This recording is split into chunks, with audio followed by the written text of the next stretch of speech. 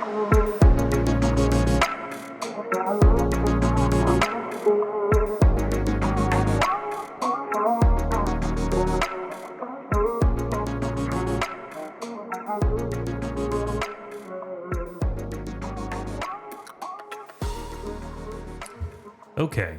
recording. So, my name is Ryan. My name is Jessie. This is the Something About Catholics podcast.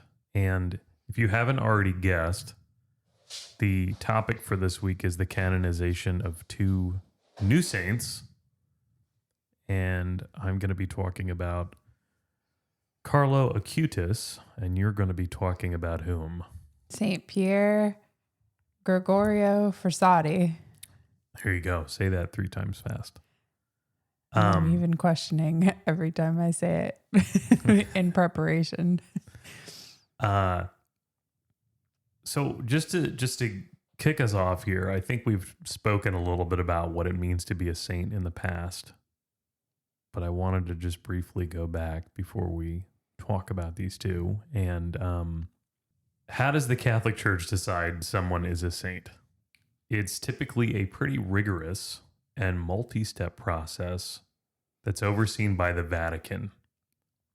And what they want to do is ensure the person's life and intercessory power are really, truly what we would consider to be exemplary.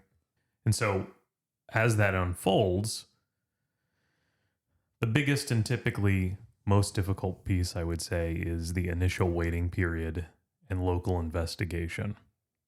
So when someone dies, there's usually a 5-year wait before the process can actually begin. But this can be waived by the Pope. A local diocese typically investigates the person's life, gathers evidence of their holiness, their virtues, and any potential miracles that might have occurred.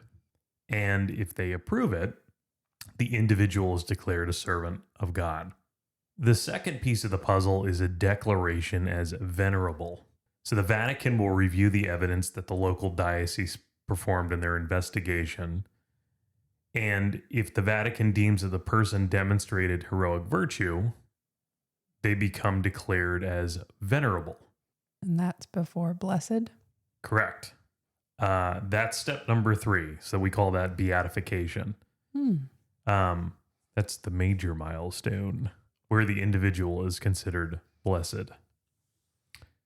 So for somebody like Carlo Acutis, he was a non-martyr, right? And so there was one verified miracle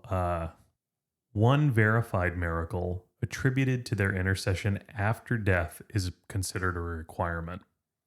And that's what gets them the title blessed, right? The first miracle? Yes. And the miracle must be thoroughly examined by medical and theological experts to confirm it's inexplicable by natural means. I thought I had seen that non-Catholics and Catholics scrutinize the miracle as well. I would say if they have medical experts involved, then that would probably cover that base. I would agree with you. I like that. I like that portion. Yeah. So that way it's not just Catholics going, we got a saint. Exactly. Beatification allows for localized veneration.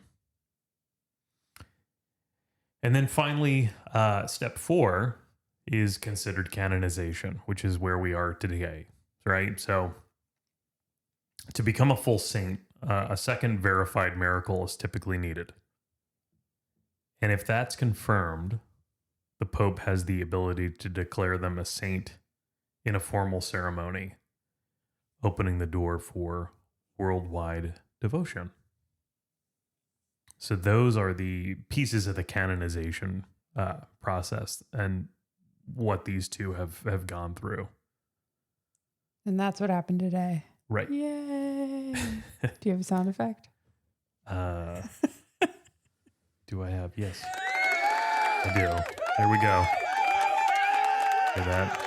That's the Vatican. That was St. Peter's Square this morning That's at right. 4 a.m. our time. Also worth noting, the term saint comes from the Latin word sanctus, meaning holy. I know we've covered this before, but I think it bears worth repeating. At its core, a saint is someone who has lived a life of exceptional holiness, heroic virtue, or martyrdom, and is now believed to be united with God in eternal life, essentially in heaven. Saints are considered intercessors, praying for us on earth and serving as a powerful role model for how to have a faith-filled life. While everyone in heaven is technically considered a saint, the Catholic Church formally recognizes only a select few through the process we just went through, right, of canonization.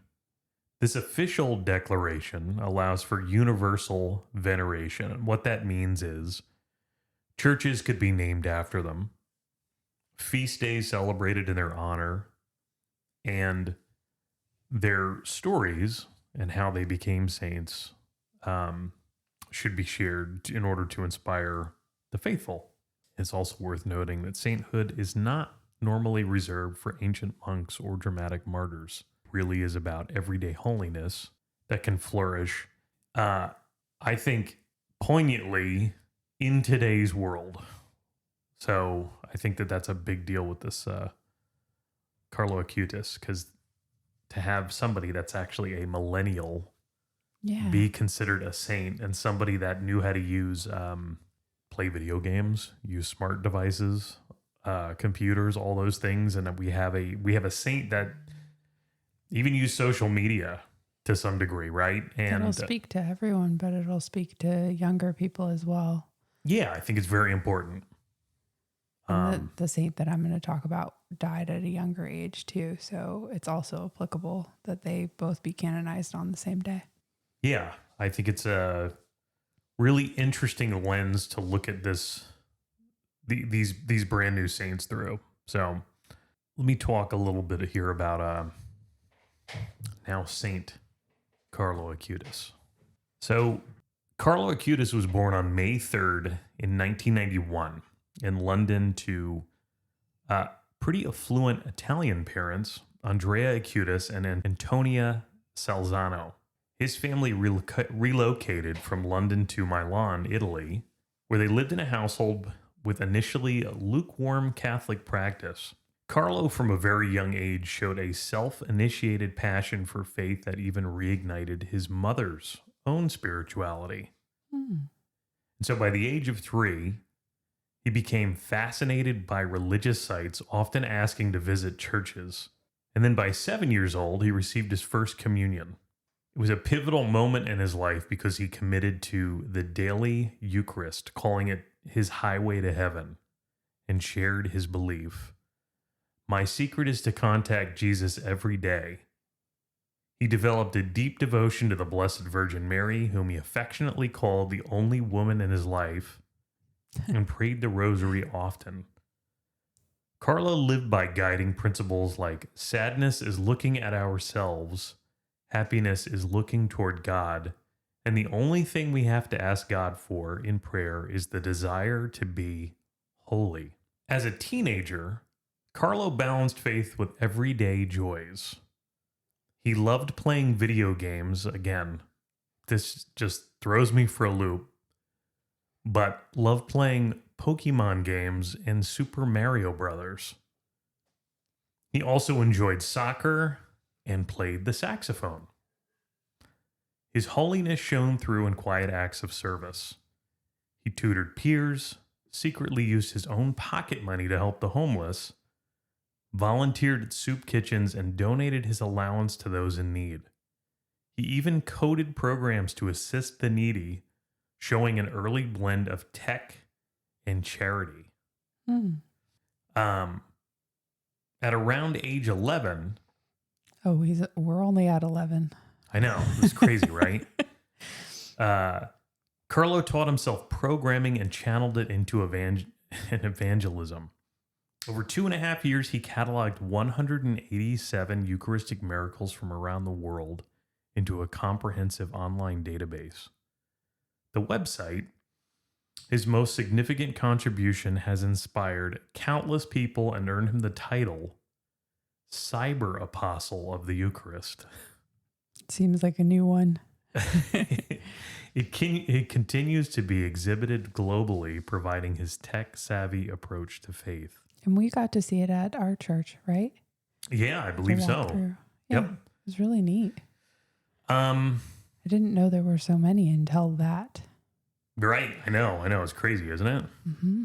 So it's working. It's out there working in the world. In 2006, at age 15, Carlo was diagnosed with aggressive leukemia.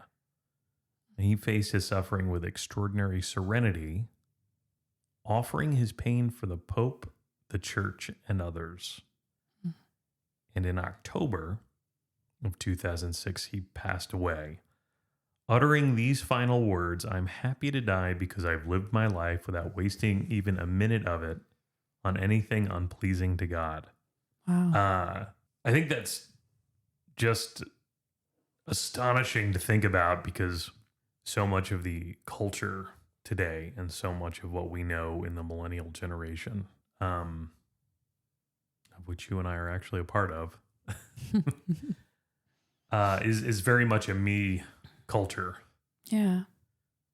And I think in some ways you could see living this short life really as just like it is in some ways a highway to heaven. Yeah, it's sad. It's sad that he didn't do more. It's sad that maybe he didn't accomplish more, but what he accomplished in his short life is more than most people, I think, accomplish in the entirety of their lives. And in those 15 years, he devoted so much of it to what's important.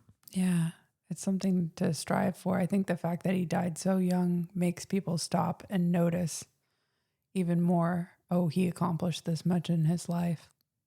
Yeah, I think that's amazing. I mean, I think it's just huge that in 15 years somebody was able to accomplish so much. And I love the fact that he taught himself to code so that he could catalog Eucharistic miracles. What a cool thing. So cool. I didn't know that he brought his mom back. Well, maybe, did you say back to the faith or made her faith stronger? It sounded like they were pretty lukewarm as far as Catholicism was concerned, but from a very young age, he was really drawn to it. And he was drawn to it so much, and he was such an influence that he reignited his mother's faith. That's so neat, because I've watched a couple videos just leading up to this to understand what was happening today. And his mom speaking is just, I kept going in my mind, not knowing that fact. I kept thinking, oh man, she really instilled things in him, but it's actually the other way around. Yeah, it was him. He's the one that kind of drew his family in. I don't know. I really don't know too much about his father outside of the briefness we talked there, but he definitely helped turn his mother around. I had one other cool thing that I saw with his mom. Yeah. In one of the videos, someone was interviewing her, and she said, the person asked, "It must be really hard to lose your son this young. How did you get through it?" And she talked about his faith as an example, but then she also said she had a dream a couple of months after he died, and he came to her and said, "Mom, I'm going to be beatified, and then I'm going to be made a saint." And she was like, "All right." Wow. So I feel better. Yeah. I thought that was pretty cool, because I don't think everybody gets that kind of visitation from their loved one. No, but I think that's one of the things that's so interesting about our faith, that I just don't think that that's out of the realm of possibility. Like, I think that dream and the way that unfolded is totally plausible. And the fact that with technology and video now, we can watch someone say that. We might be able to read it about a previous saint's parent experiencing that, but watching her face and her reaction, it was just cool to see. Yeah. I think that's another piece of this that is so interesting. Not that we don't have pictures of other people that have become saints, but the fact that this was, within the last 20 years, really, that this little boy, now saint, his life is unfolded. Yeah. I just think it's so interesting. He passed Yes. away at 15 in 2006. To have that level of faith that that's where your happiness comes from Yeah. in God is really inspiring. And that's close to 20 years ago that he passed away. In relation to some other saints, he had miracles attributed to him and became a saint pretty quickly. Yeah, that's a good segue into the other piece that I wanted to speak about with Saint Carlo. So his journey through the process was very, very quick. And I think it just shows that the church was very confident in his holiness and global devotion that sprang up after he passed away.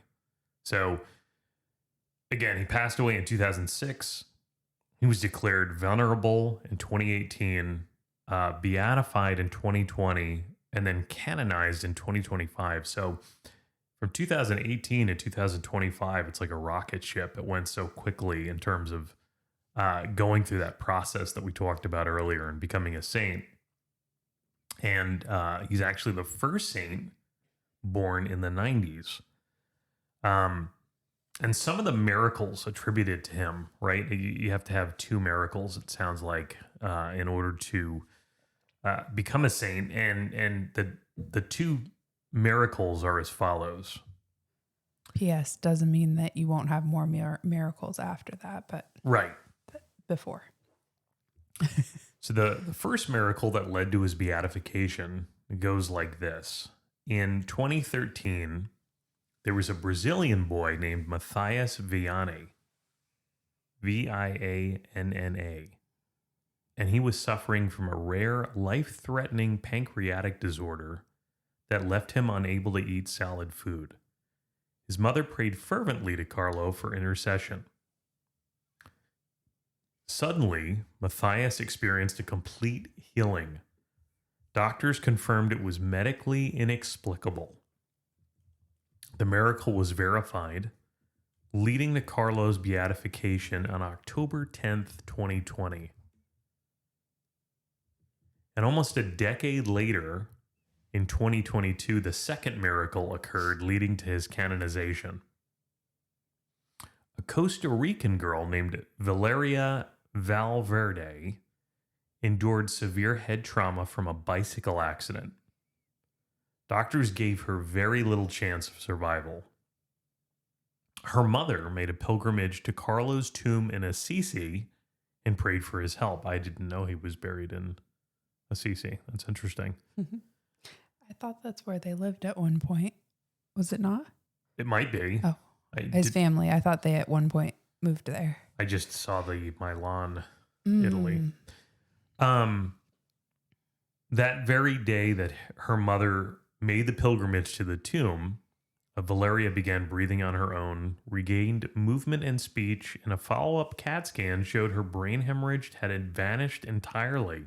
So cool. Another medically inexplicable recovery.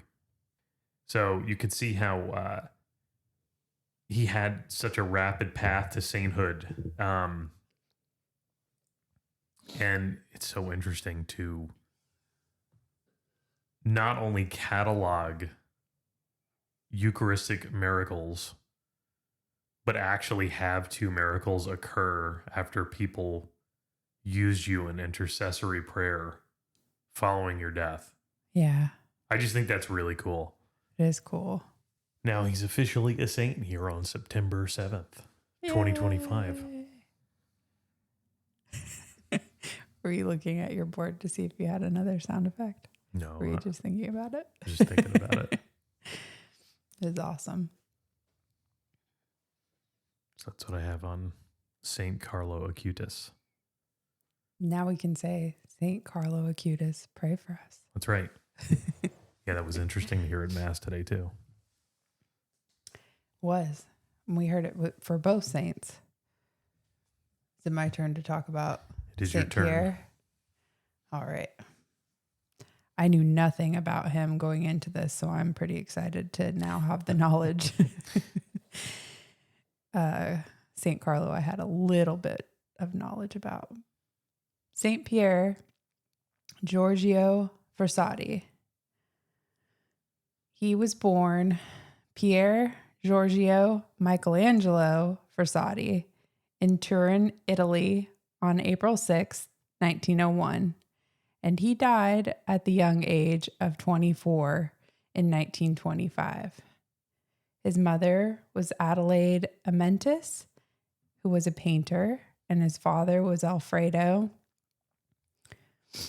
Frassati, the founder and director of the newspaper La Stampa, and was influential in Italian politics, holding positions as an Italian senator, ambassador to Germany.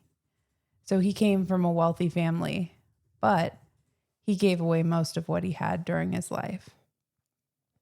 At an early age, now St. Pierre joined the Marian Sodality and Apostleship of Prayer, and at 12 years old, he obtained permission to receive daily communion, which was rare at that time. But it's an example to us today of something that we can do. He developed a deep spiritual life, which he never hesitated to share with his friends.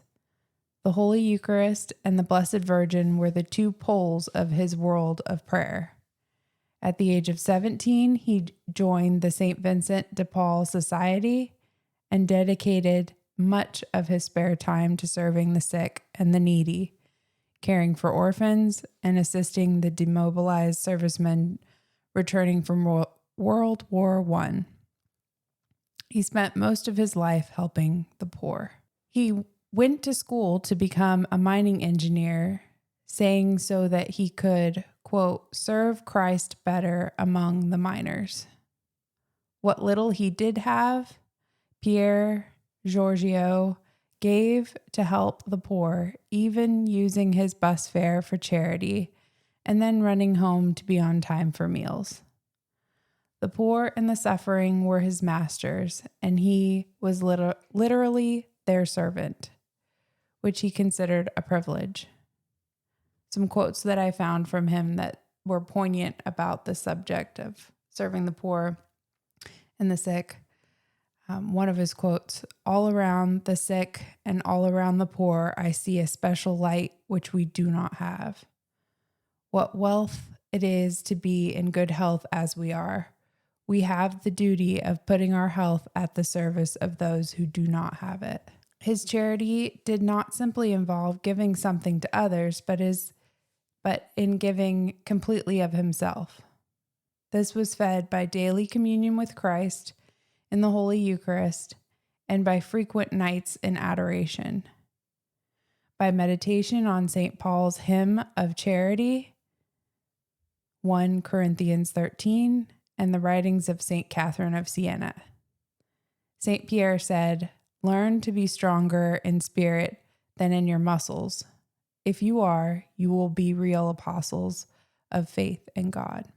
He loved to hike and was athletic. St. Pier Giorgio once wrote that we should never just exist, but live. Although his life was short, it was packed full of interests and activities from the mundane to the sublime. He engaged in so many areas of athletics, including swimming, sailing, skiing, hiking, mountain climbing, biking, fencing, ice skating, horseback riding. He studied agriculture and engineering. He took piano and dance lessons and loved to sing. He could recite poetry and was known to recite long passages of Dante.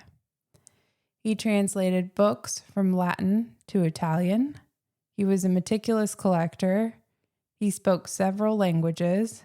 He loved the opera, theater, and art museums. He traveled extensively and enjoyed photography. He could be loud and boisterous or deafeningly reverent. He was at home with the homeless on the streets, as well as members of the highest classes in the embassy ballroom. He had a rich sense of humor and a limitless love for God, the church, his country, and his fellow man. He lacked earthly ambition, but he was driven and his life was intentional. His sister, Luciana Frassati, said, "He was a man who didn't complain or feel embarrassed about doing anything, as long as it was done for the glory of God."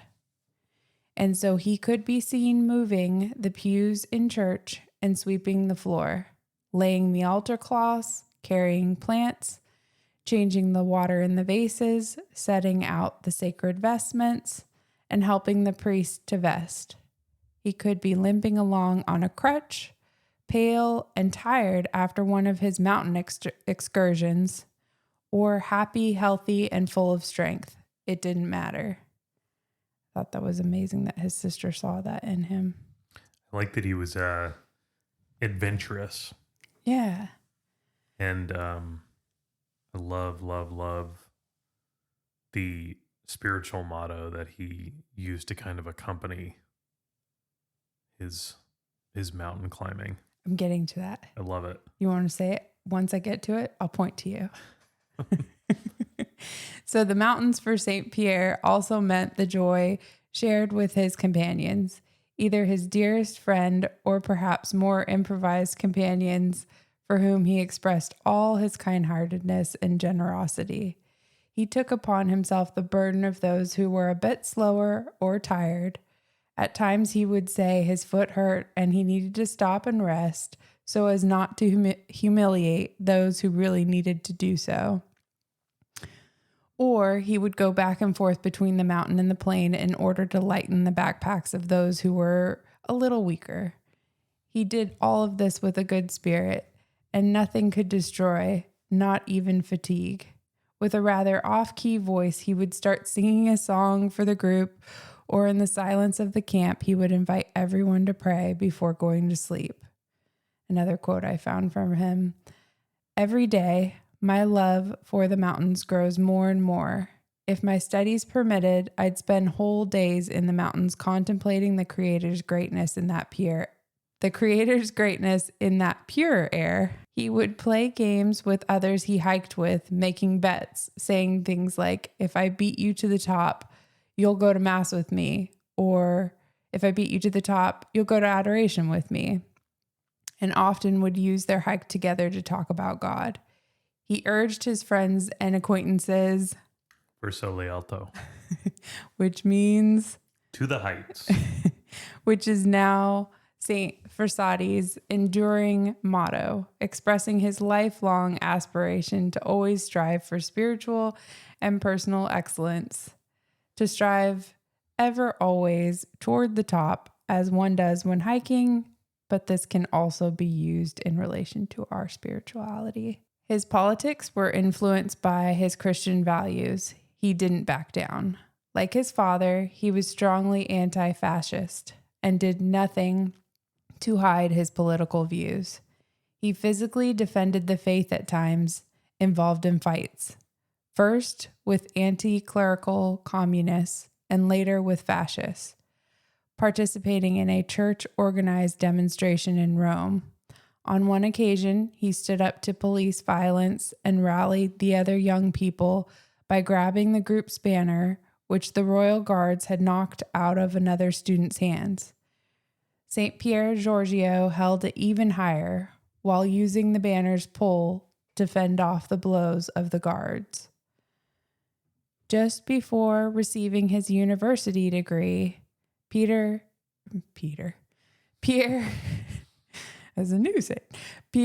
Giorgio contracted polio, which doctors later speculated he caught from helping the sick and neglecting his own health because his grandmother was dying at the time.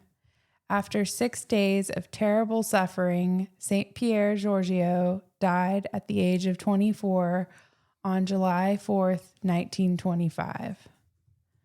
The last thing he wrote before he died was a note with a hand that was mostly paralyzed to make sure one of the sick he was caring for got their medicine. Others could barely make it out because he was so sick and could not speak, but he still thought of others before himself.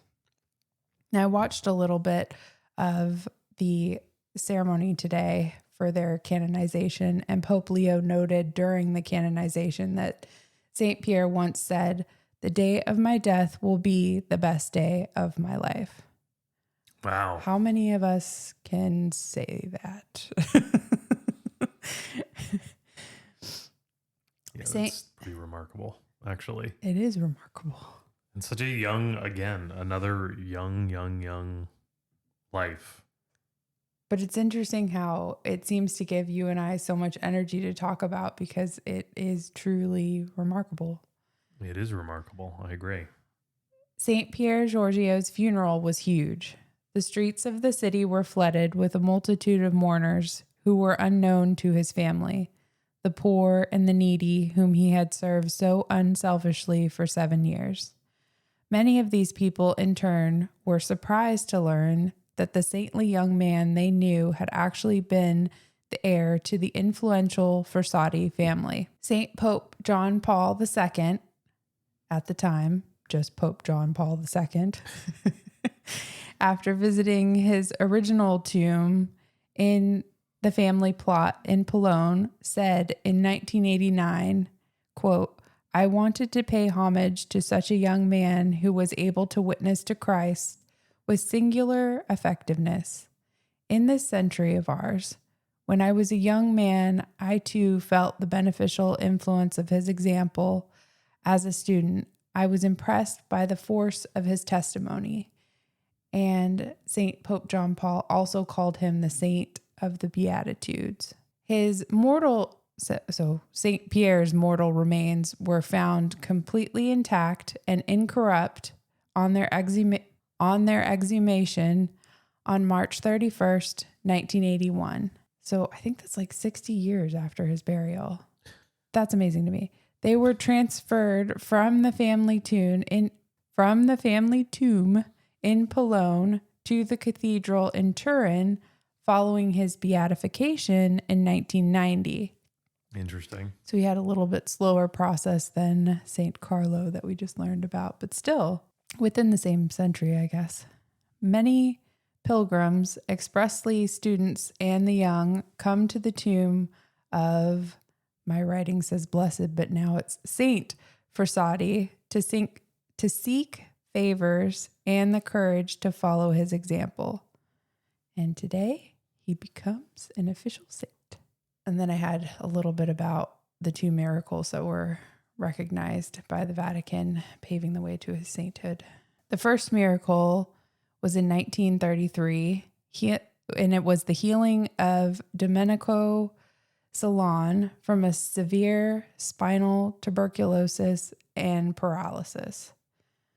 The second miracle involved an American seminarian and now priest, Father Juan Gutierrez, who experienced a medically inexplainable healing from a torn Achilles tendon after praying to Frassati in 2017.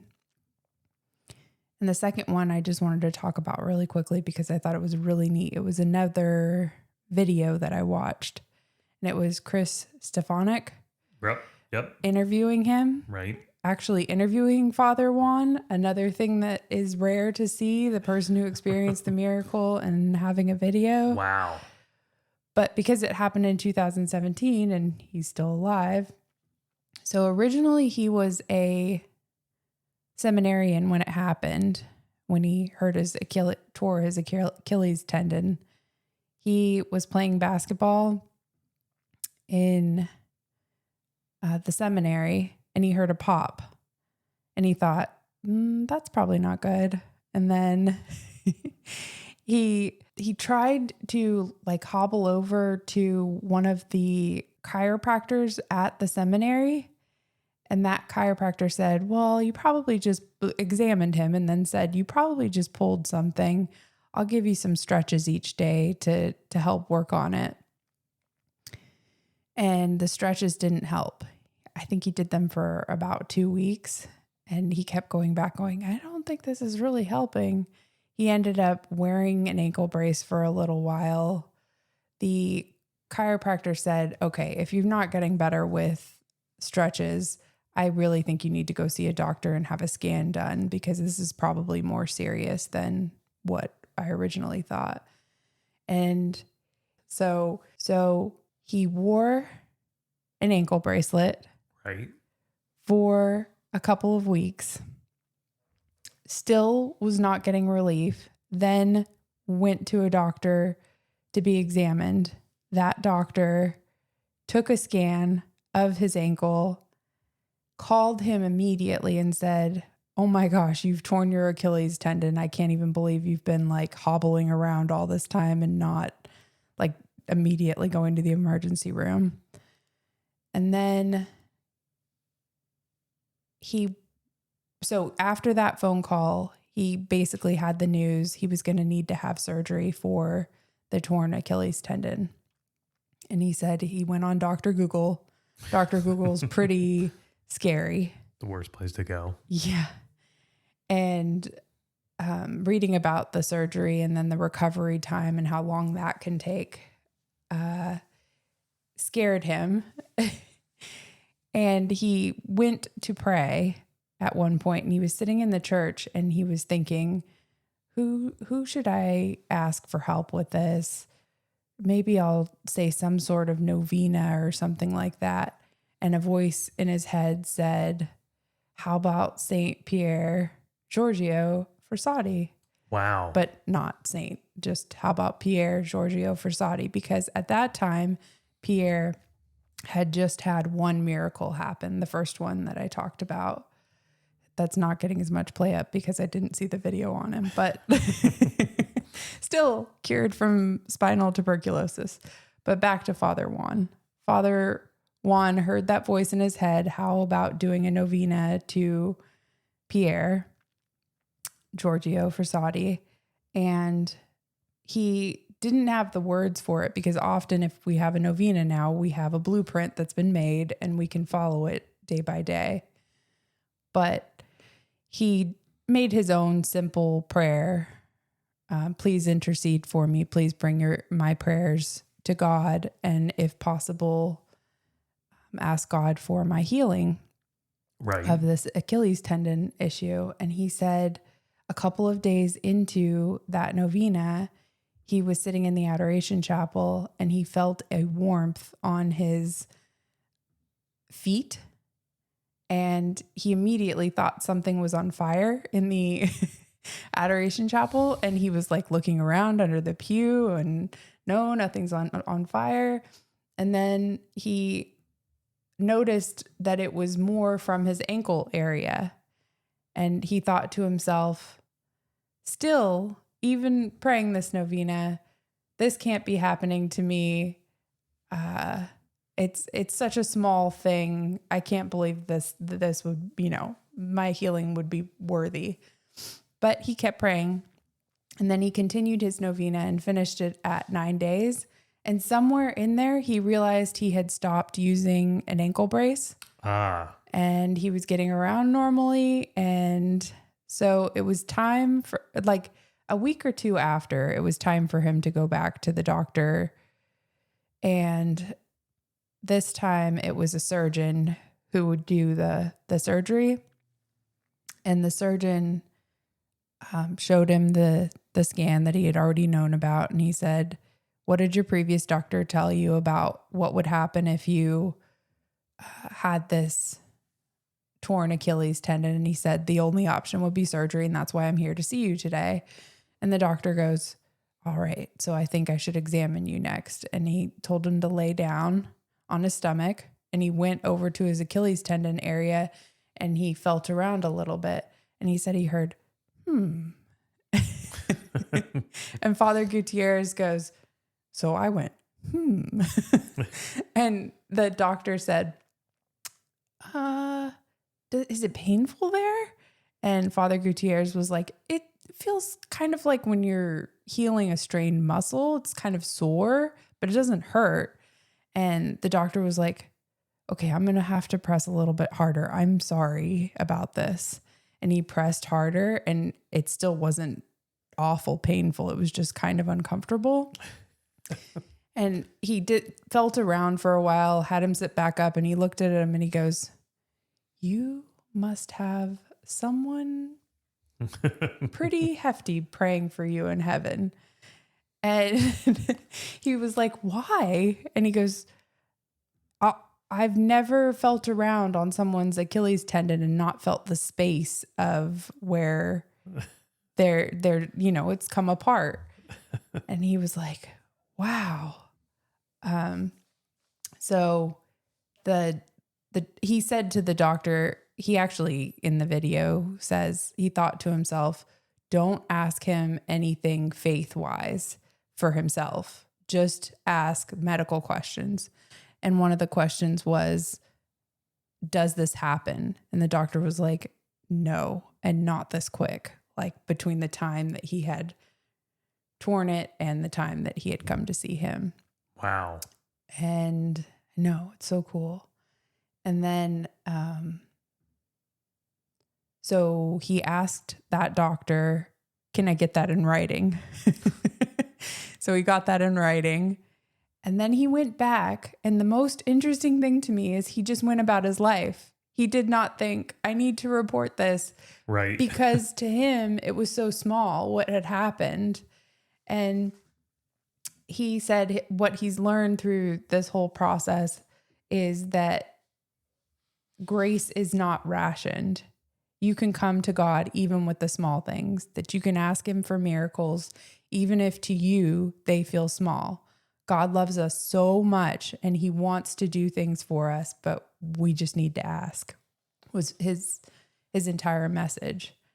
But to wrap this up, the last really cool part to have this recognized as a miracle was, what is the word for a postulator? So that's the person who comes to gather information on a supposed miracle and then brings that information back to Rome. Okay. A postulator happened to come to their seminary to teach a class out of their seminary on miracles that can happen and have happened. And it was just a course that was offered to people, and he wanted to have a central place to be able to offer it virtually to other people. And then the seminary that he was at ended up offering it as a class to the seminarians. Wow. And one of the priests came to him and said, would you kind of be the person who like lets him in every day and helps set up the technology and everything like that? And he said it would be like weekday nights. Right. And Father Gutierrez was like, no, I don't really want to do that. I want to have my evenings to myself. And so eventually he ended up saying yes. But I just thought that was so shocking because through the class, he started to go, oh my gosh, this thing that happened to me really would fall under the miracle category. And then he pulled that teacher aside who had been in the Vatican, had been back and forth with other things, and told him what had happened. And that the postulator who he talked to was like, how have you not talked about this already? He was like, we need your medical records. We need everything to pull together. And I will take this back to the Vatican. Wow. And that's where that ended up becoming a recognized miracle. But it's funny how even with the miracle happening to me, that he was still one, like, I'm not worthy. Yep. Two, this is too small. Yep. And then like, there's just so many parts of it that I could keep numbering things. And then even having a postulator come to your seminary and teach other people, and then Father Gutierrez, be the one asked to facilitate him being in the classroom. I just thought that was so neat. Yeah, that's cool. Yeah. And then that doctor saying you must have someone in heaven who likes you too, when he felt around for his Achilles and felt that it was healed. I like the idea of being able to pray for, intercession, not necessarily a miracle, but like an intercession, no matter how big or small. Yeah. So that really sticks with me, and I think that that's interesting. And I think it's also kind of a selfless act not to maybe think about the miracles more than, I don't know. It seems like he just wasn't trying to think of the word for it, but like I think there are certain people out there that like something maybe like miraculous or crazy occurs and then they just don't talk about it because they don't want it to be like, they don't want it to overshadow other things that they're trying to like preach or teach about. Yeah. I think that's interesting. It's very like humbling in a way, if that makes sense. He came across very humble to me. Yeah. And that was very, very interesting. I like that. It was cool to see. And it's also really neat that he was playing a sport when it happened. So I imagine he's an active guy. Sure. And St. Pierre was also an active guy. And then he ended up saying his novena to St. Pierre. And he's the one who interceded for him with God to say, can we help this guy out? Yeah. It's huge. That's awesome. It is. The only other thing I had were two really good quotes from St. Pierre on both hope and suffering. But did you want to say anything else about either of our awesome saints? Go ahead. Other than that, like I said before, I love that motto of "To the Heights." Verso el alto. Yep, Verso el alto. Love it. Didn't know that it was associated with him either, but I have seen that quote around. No, but I love it. That's a great. I just love that motto. To the heights. And when you're in the crap, the suffering, it's also a good thing to remember. So one of St. Pierre's quotes on hope that I found really interesting was, with every day that passes, I grow more convinced how ugly the world is, of how much suffering there is, and unfortunately of how it is the good who suffer the most. Meanwhile, we who have been given so many of God's blessings have repaid him poorly. This is an awful reality that racks my brain. While I'm studying, every so often I ask myself, will I continue the right path? Will I have the strength to persevere all the way? In the face of this pang of doubt, the faith given to me in baptism reassures me of this. By yourself, you will accomplish nothing. But if you place God at the center of all your actions, then you will reach the goal. Wow. Like the humanness of that, because we have all felt that way. This world is awful. Will I ever make it out? And then the other one on suffering. What is clear is that faith is the only anchor of salvation, and we must hold tightly to it. Without it, what would our lives be? Nothing, or rather wasted, because in life there is only suffering. And suffering without faith is unbearable. But suffering that is nourished by the flame of faith becomes something beautiful, because it tempers the soul to deal with suffering. Both of them make me tear up. But they're so good. I get it. It is a lot of wisdom from a very young man. 24. And St. Carlo was 14 or 15 when he died. 15. 15. Yeah. Both under the age of 30. And now that I'm so old, we can say babies. They were just babies. No, don't say that. Because we're not that old. No. Yeah, that is amazing. Man. Well, I'm thankful that they were sainted today so that we could both learn more about them, because they are incredible young men. Yeah. And now they can be our advocates in heaven. That is huge. Yeah. I mean, that's all I have for today. I think that was just worth speaking about. It's not every day that you have new canonized saints, and especially ones that are so young and one of which is so recent. Oh, they're Pope Leo's first saints that he is canonizing or has canonized today. Okay. Like he hadn't canonized anyone yet, being a new pope. And so he had St. Francis, before he died, was ready to canonize St. Carlo. Yep. But St. Pier was due to be canonized, I think, last month with something youth day. World Youth Day, maybe?